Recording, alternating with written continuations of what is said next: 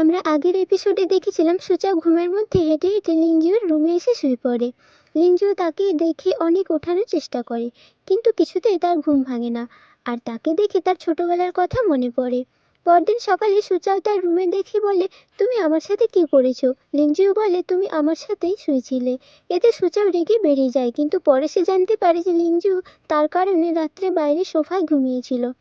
এরপর লিঞ্জুর বাবা ফোন করলে সুচাও ফোনটা নিয়ে কথা বলে আর বলে লিঞ্জুর জন্য তার কি কি ক্ষতি হয়েছে। আর এতে সুচাও যা কাজ বলবে লিঞ্জুকে করতে হয়। এরপর তাকে সাথে নিয়ে সুচাও কাজ করে। এরপর তারা গ্রামের প্রধানের বাড়িতে যায় টাকা নিতে, কিন্তু সে বলে কিছুদিন পর দেবে। কিন্তু তখনই তার ওয়াইফ এসে বলে, কিসের টাকা? সুচা বলে, খাবারের। কিন্তু লিঞ্জিও বলে দেয় যে সিগারেটের টাকা। তারপর সে সব টাকা দিয়ে দেয়। তারপর লিঞ্জু দেখে নোটবুকে তাকে আবারও 10 জায়গায় যেতে হবে। তাই সে নোটবুকটা ফেলে দেয়, আর এতে সুচা অনেক কান্না করে। পরের দিনে লিঞ্জু তার কাছে ক্ষমা চাইতে গিয়ে দেখে সুচাও মাছ ধরছিল। সে তার কাছে ক্ষমা চায় আর সব টাকা সে দিয়ে দেবে বলে। সুচাও তাকে ক্ষমা করে দেয়। লিঞ্জুও মাছ ধরতে যায়, আর এতে তার হাত ব্যথা হয়ে যায়। আর সে সুচাওকে বলে তার এক ফ্রেন্ড নতুন গান লিখেছে, আর আমি কিছুই করতে পারছি না। সুচা বলে, তোমার মোটিভেশন চাই তো তুমি এখানে নেচারের আওয়াজ শুনলে তুমিও গান বানিয়ে ফেলতে পারবে। নেচারের আওয়াজ শুনে তার অনেক ভালো লাগে। বাড়ি যাওয়ার পর ওই রেকর্ড করা আওয়াজটা সে বারবার শুনতে থাকে, আর এতে সুচায়ের আওয়াজও চলে এসেছিল। পরদিন সকালে সুচাও আর লিঞ্জিও তার সব ফ্রেন্ডরা সমুদ্রের ঘুরতে যায়, কিন্তু লিঞ্জিওকে দিয়ে সে কাজ করায়। তারপর লিঞ্জিওর ফ্রেন্ড আসে যার নাম ছিল জিয়াং, আর সেও একজন স্টার। সে সেখানে ব্লগিং করার জন্য এসেছিল, আর তাই সবাই তার সাথে পিক নেয়। আর সুচাও জিয়াংয়ের অনেক খেয়াল রাখছিল।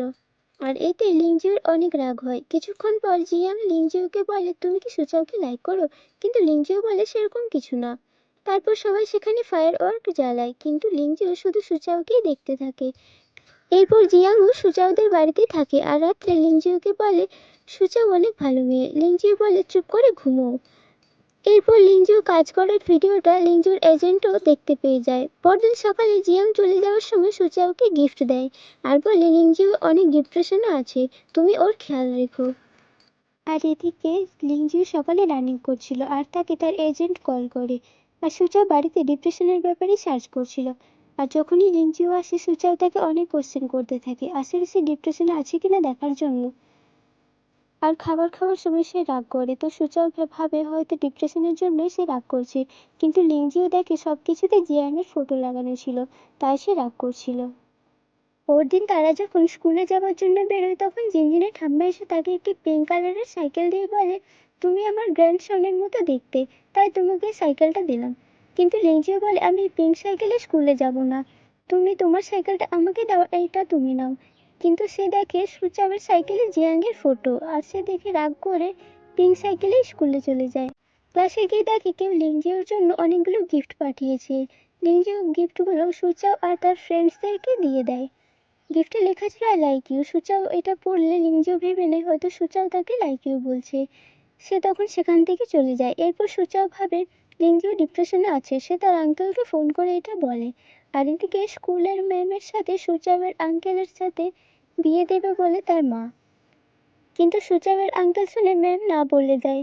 আর এদিকে স্কুলের ছাদে লিংজিওকে দাঁড়িয়ে থাকতে দেখে সুচাও ভাবে যে ডিপ্রেশনের জন্য হয়তো সে সুসাইড করবে। তাই সে তার কাছে দৌড়ে যায় আর তাকে নিয়ে পড়ে যায়। সুচাও বলে, তুমি এখানে কি করছো? লিংজিও বলে, আমি তো এমনি দাঁড়িয়েছিলাম। সুচাও তার ফোনটা ফেলে দিয়ে সেখান থেকে চলে যায়। লিংজিও তার ফোন দেখে বুঝতে পারে যে সুচাও ভাবছে সে ডিপ্রেশনে আছে। এরপর থেকে সুচাও লিংজির অনেক খেয়াল রাখে। লিংজিও চিকেন খেতে চাইলে সে একটা মুরগি নিয়ে আসলে ওর আঙ্কেল বলে লিংজিও ছাদে গিয়েছে। এটা শুনে সে আবারও দৌড়ে যায় তার কাছে। লিংজিও তখন কান্না করছিল। লিংজিও তাকে বলে, আমার কোনো ফ্রেন্ড নেই, আমি একা হয়ে গিয়েছি, আমার বেঁচে থাকতে আর ইচ্ছে করে না। এটা শুনে এতে সুচাও বলে, আমি তো আছি তোমার ফ্রেন্ড। এরপর তারা সাইকেল এক্সচেঞ্জ করতে যায়। আর লিংজিও জিয়াংয়ের ফটো দেখে বলে, আমার তার পিক দেখে মনে হয় তারা একে বেছে নিয়েছে আমাকে ছেড়ে দিয়ে। আর এটা শুনে সুচাও তার ফটোগুলো সব তুলে দেয়, আর ওর সব জিনিসপত্র নষ্ট করে দেয়। আর এতে লিংজিও খুশি হয়। আর সুচা তার ফ্রেন্ডদেরকে বলে যে তার উপরে নজর রাখতে হবে, নয়তো সে সুসাইড করে নিতে পারে। পরদিন সকালে তারা সবাই তার সাথে স্কুলে যায়, আর স্কুলে সবসময় তার সাথে সাথেই থাকে তারা। আর তার রুমেও সুচাওয়ের ফ্রেন্ডসরা তার রুমে ঘুমোয়। রাত্রে তার ফ্রেন্ডস মেসেজ করে সে লুকিয়ে লুকিয়ে বাইরে বেরিয়ে যায়। সুচাও বুঝতে পেরে রুমে এসে তার ফ্রেন্ডদেরকে ওঠায়।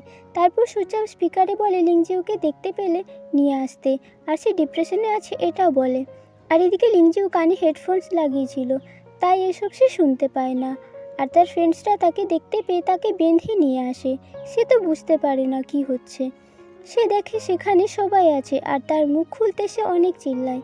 এরপর রাত্রে সুচাও লিংজিউর কাছে গিয়ে ক্ষমা চায়। লিংজিউ বলে আমি কাল ফিরে যাব। এরপর সুচাও জিনজিনের কাছে গিয়ে বলে লিংজিউ কাল চলে যাবে। জিনজিন তাকে বলে তুমি কি ওকে লাইক করো? সুচাও বলে না, কিন্তু না বললেও সে লিংজিউর জন্য স্যাড হয়ে যায়।